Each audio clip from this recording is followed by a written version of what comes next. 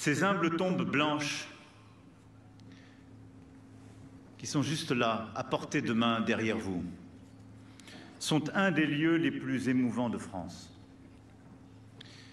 On y sent vibrer l'histoire, l'héroïsme des morts et celui des vivants. On y lit la grandeur d'un peuple prêt à mourir sur un sol qui n'est pas le sien, pour une cause qui est la sienne. Il est un sanctuaire où se transmet comme un flambeau la mémoire inlassable du jour J. Car ici est le lien séculaire entre nos deux nations, nos deux républiques qui se renouvellent et s'affermissent. Un lien de sang versé pour la liberté. Ce lieu comme cette cérémonie disent notre dette à l'égard de ceux qui sont tombés, comme de ceux qui ont survécu. Et vous voilà, aujourd'hui, à nos côtés. À l'été 1944, vous aviez 20 ans à peine, parfois moins. Vous aviez une famille, des amis, une fiancée, une femme, parfois des enfants. Vous aviez des rêves, des projets, un avenir. Et vous avez tout quitté, franchi l'océan et débarqué sur les côtes de France il y a 8 décennies de cela.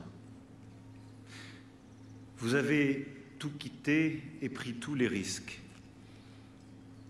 pour notre indépendance, pour notre liberté.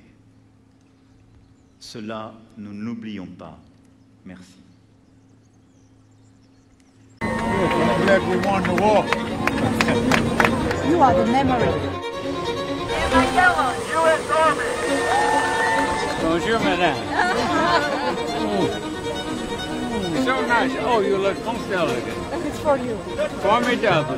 I knew I had to come back. Welcome to France. What happened here in Normandy links us definitively to the United States, to the Americans.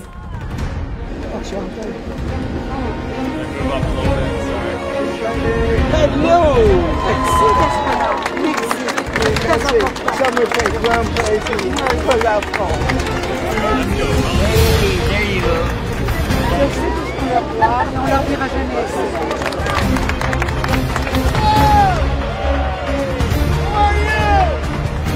I would like to express to you, dear veterans, and to your brothers in arms, our deepest respect and my deepest love.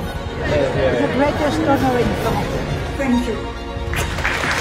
Grand plaisir d'être ici. On se voit jeudi à Omaha Beach. Je serai avec 2 présidents.